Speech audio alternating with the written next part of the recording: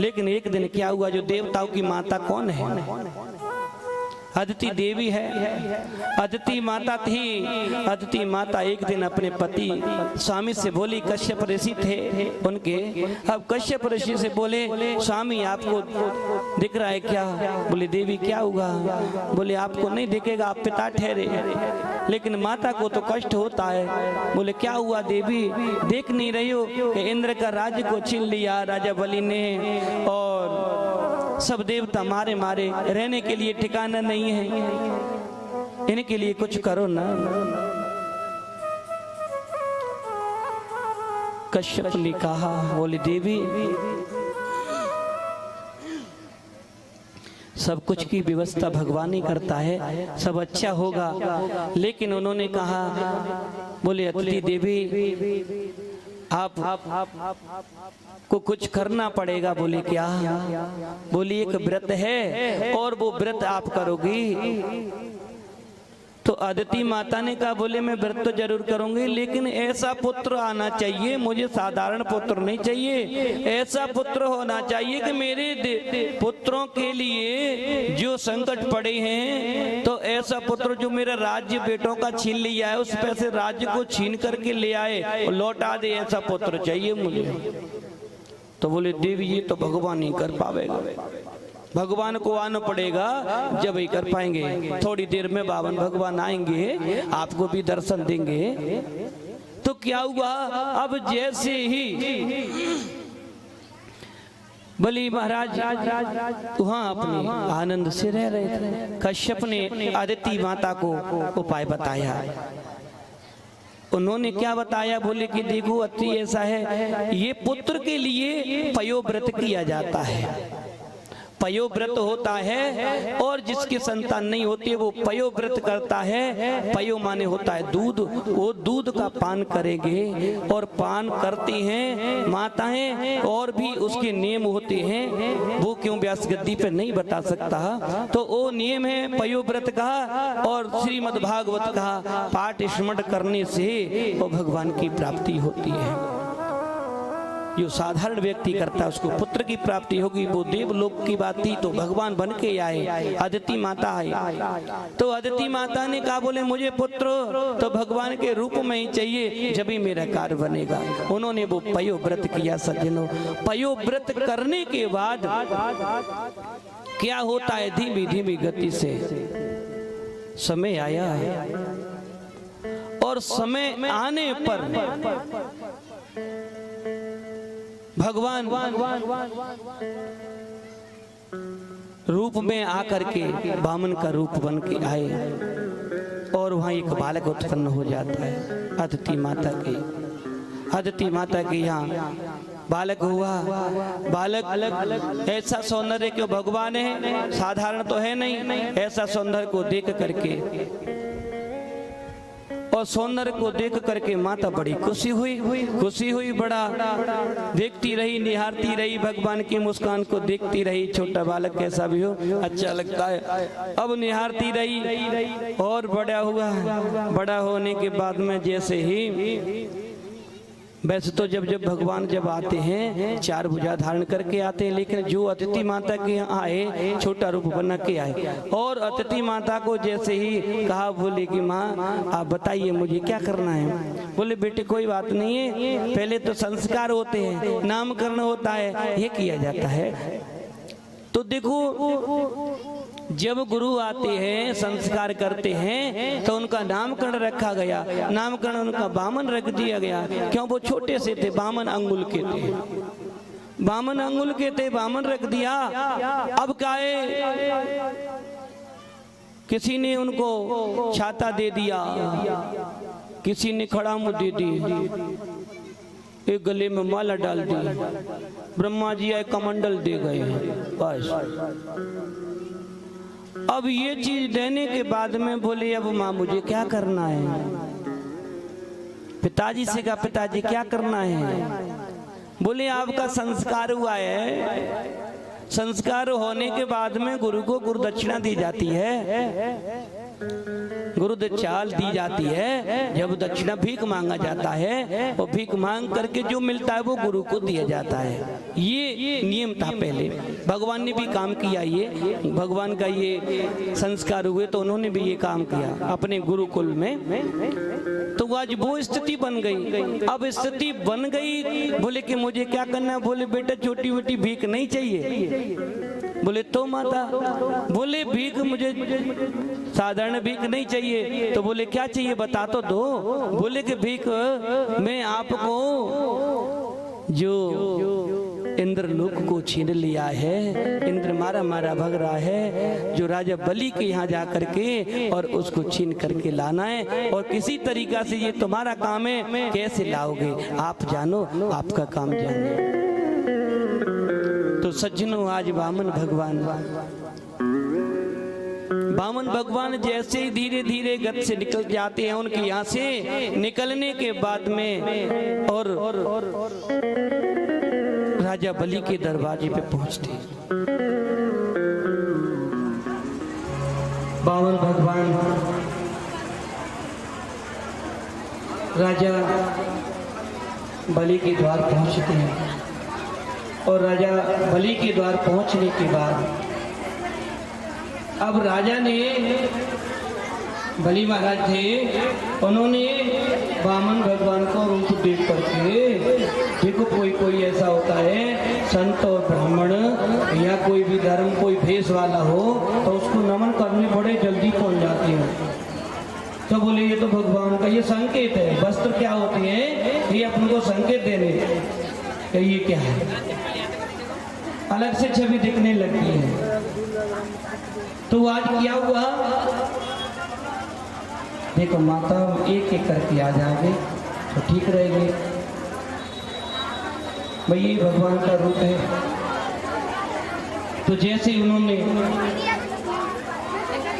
राजा बलि ने उनको प्रणाम किया और स्वागत किया, स्वागत करने के बाद कैसे क्या करते हैं उनको, सुखदेव जी ने कहा कि स्वागतम ते नमस्तोभ्यं ब्रह्मण किं कर्वामते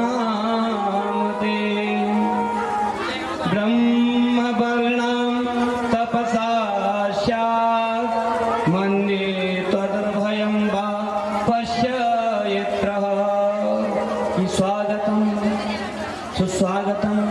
बोले महाराज स्वागत है आपका, पधारी, बड़ी कृपा करी, आपने बड़ी कृपा करी, हमारे यहाँ पधारे। अब जैसे ही राजा बलि ने स्वागत किया, स्वागत करने के बाद बलि खड़ा हो गया और छोटे से भगवान उनको देख के बड़ा मोहित हो गया उनको। बोले महाराज कहिए कैसी पधारे, क्या चाहिए महाराज? जो कहोगे वो देंगे महाराज। धन चाहिए, वैभव चाहिए, जो चाहिए मांग लीजिए महाराज। अब पहले तो बलि देखता रहा, शुक्राचार्य से कहा, बोले गुरु जी कितना विद्वान, कितने कोई संत, लेकिन क्या हुआ?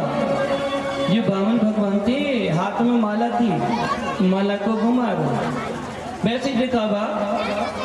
अब वामन भगवान घुमा रहे थे, बलि ने बहुत प्रयास किया बोलने का, लेकिन वामन भगवान बोले नहीं, चुप पड़े थे।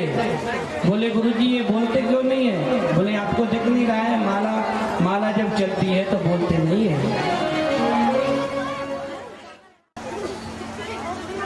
तो देखो राजा बलि ने स्वागत किया। बोले महाराज, अब जब उनकी आस्था और बढ़ गई तो वो माला घुमा रहे थे। देखो माता आवाज ना आए, देखो लीला भी चलती रहेगी और पूजन करने वाले पूजन करते रहेंगे, कोई दिक्कत नहीं है, दोनों काम चलने दो, पर मेरी कथा रह जाएगी।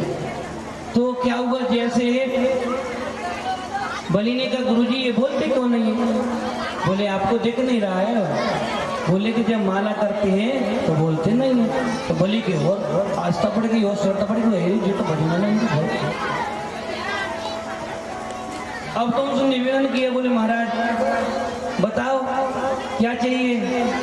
बोले राजा कुछ नहीं चाहिए, बोले नहीं नहीं महाराज आप बताओ, आप मांगोगे गाम कांचनम, आपके लिए रहने के लिए अगर जगह ना हो तो गाम कांचनम, कांचों से बना हुआ महल आपको अर्पित कर दें। बोले कि हाँ राजा घर तो नहीं है हमारे, हम तो अकेले हैं। बोले गाम कांचनम गुणवत नाम ध्येयम। बोले ठीक है राजा, कोई बात नहीं, अगर आप गांव दे सकती हो, कांचन पूरा गांव बना हुआ। बोले नहीं गांव की जरूरत नहीं है, छोटा सा घर ही काफी होता है। बोले ठीक है आपकी बात मान ली हमने, आप हमको घर दे दोगे, लेकिन वह घर से हम करेंगे क्या? बोले क्यों आप रहिएगा? बोले अकेले का मन थोड़ी लगेगा भाई।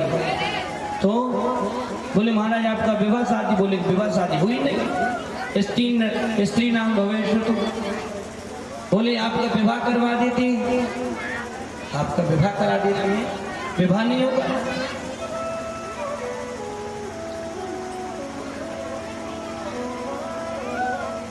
अब वामन भगवान से वार्तालाप, तो आज जैसे वामन भगवान ने कहा बोले मुझे देना चाहते हो? बोले क्या?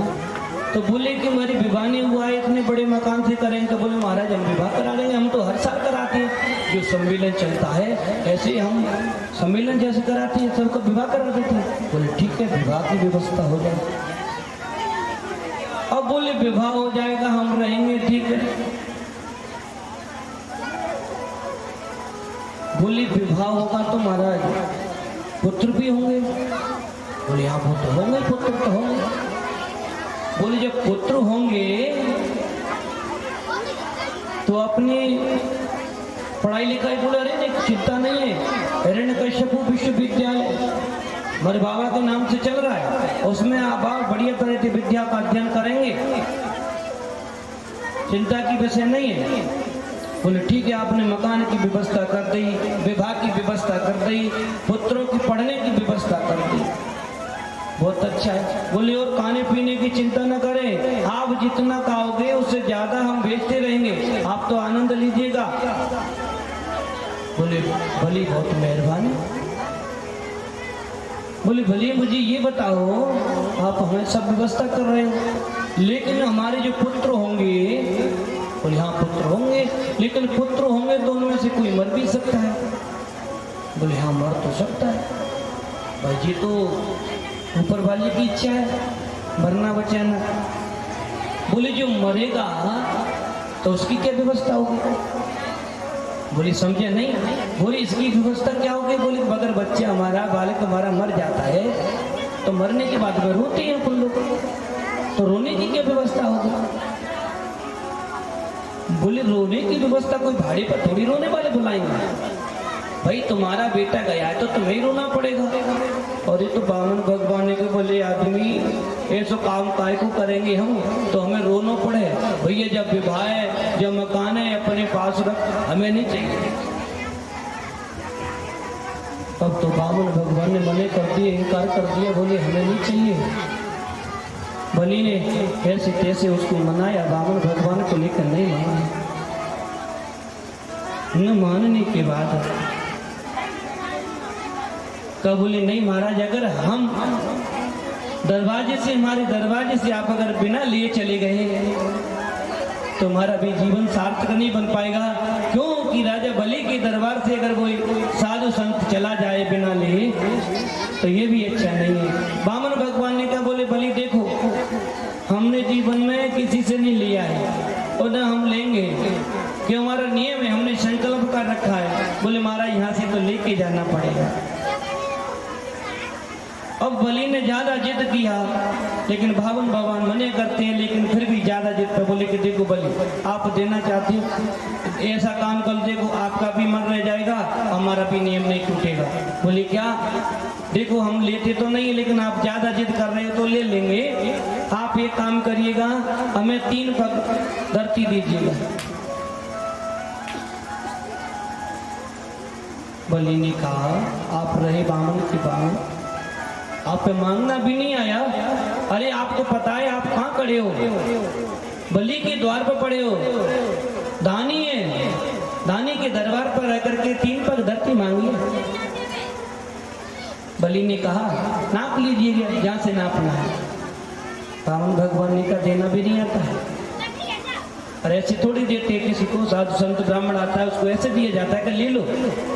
अरे भले आदमी बिना संकल्प पे ब्राह्मण नहीं लेता है। आप पहले जल लाओ, जल के बाद संकल्प कराओ, जब हम लेंगे। बलि ने कहा महाराज 3 पग धर के भाई का संकल्प वैसे कर लो।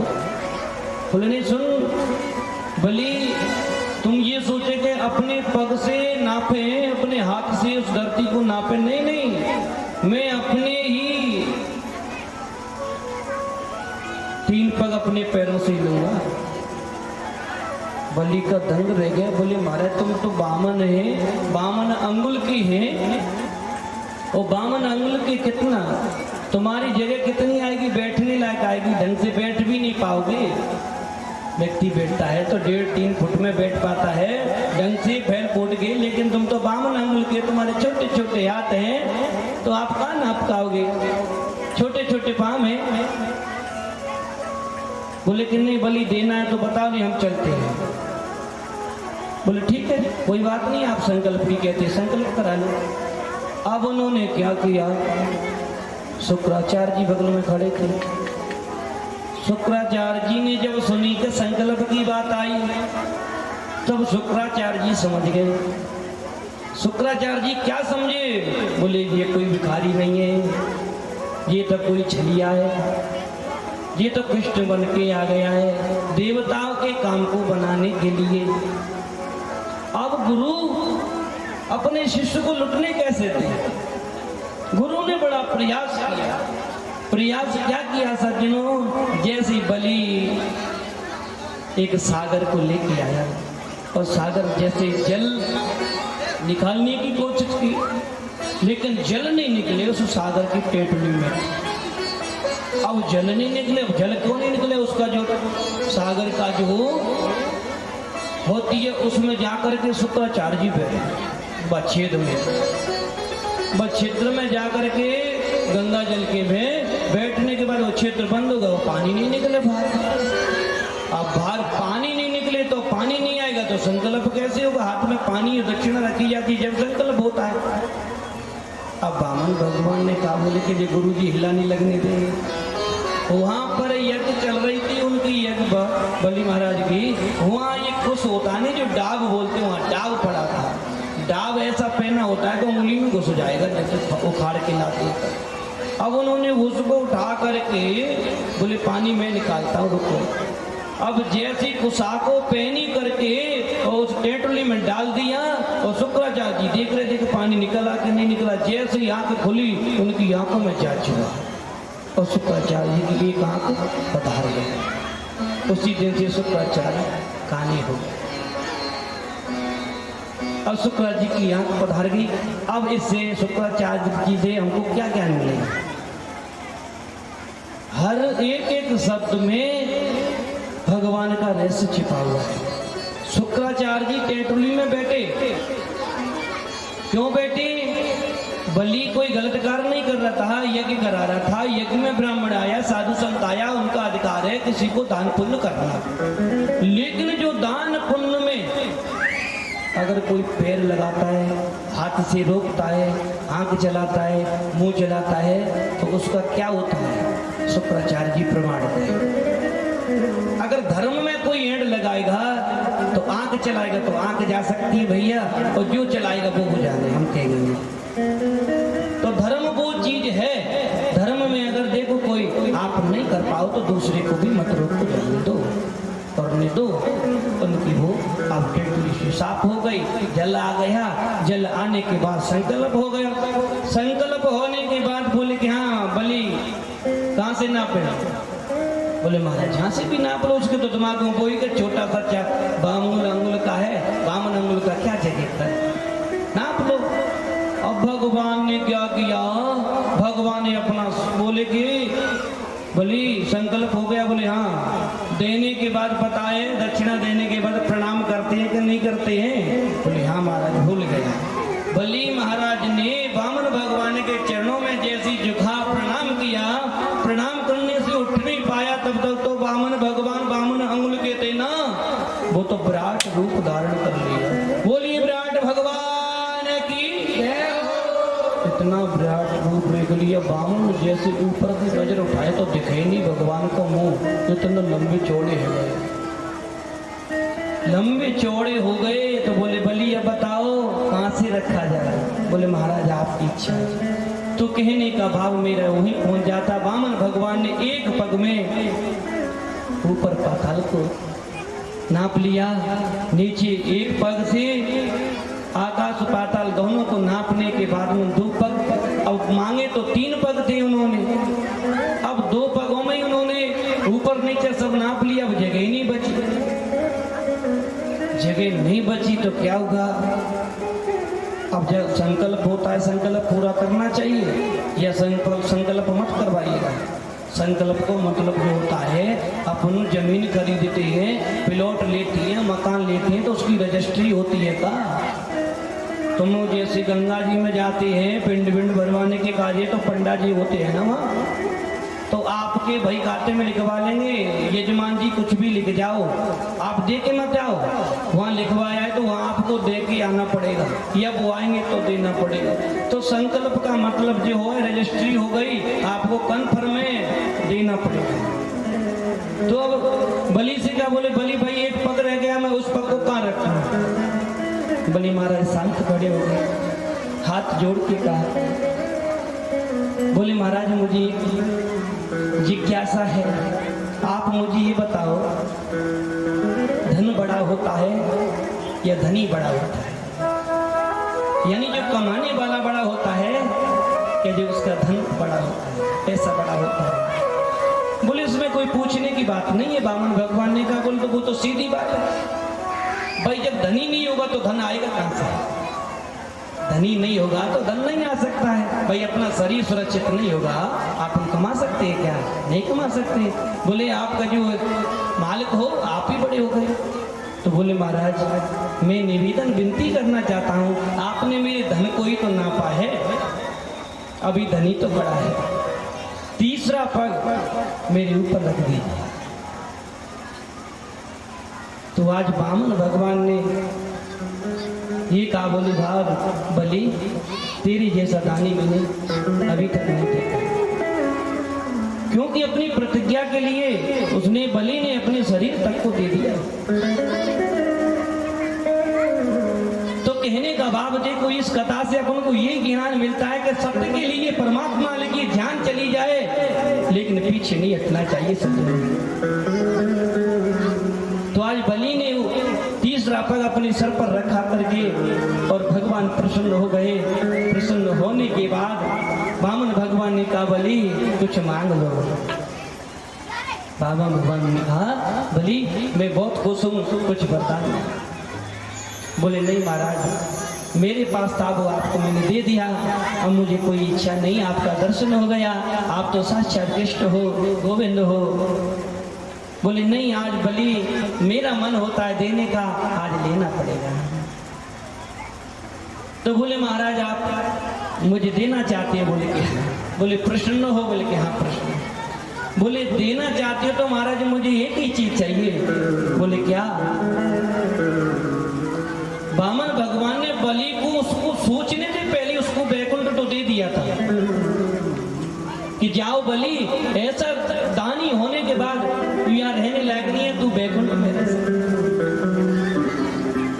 तो वामन भगवान ने कहा, बोले बलि आप जो मांगोगे मैं वो दूंगा। बोले महाराज मुझे देना चाहते हो तो मैं जब अपने महल से बाहर निकलूं तब मुझे आप दर्शन दे।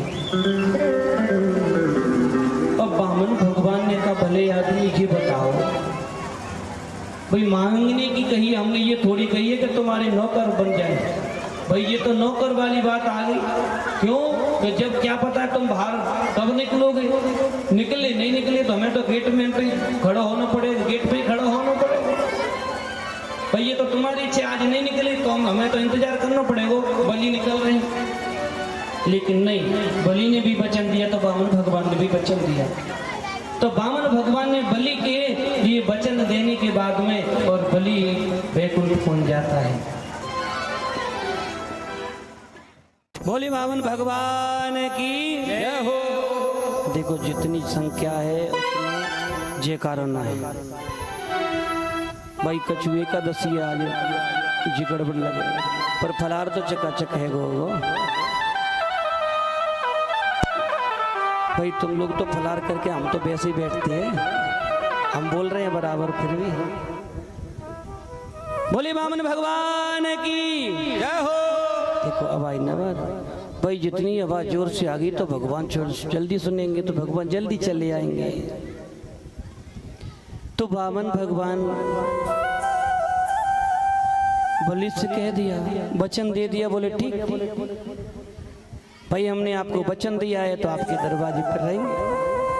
अब बामन भगवान आए तो बलि को छलने के लिए, लेकिन बामन भगवान ने क्या बोले, बलि मैं आया था छलने के लिए, तेने मुझे ही छल लिया। आज बैकुंठ मर भगवान बलि महाराज थे, वो बैकुंठ में रहे, बैकुंठ दे दिया था, बैकुंठ में रहते और बामन भगवान के रूप में वो वहां द्वारपाल बन के रहे।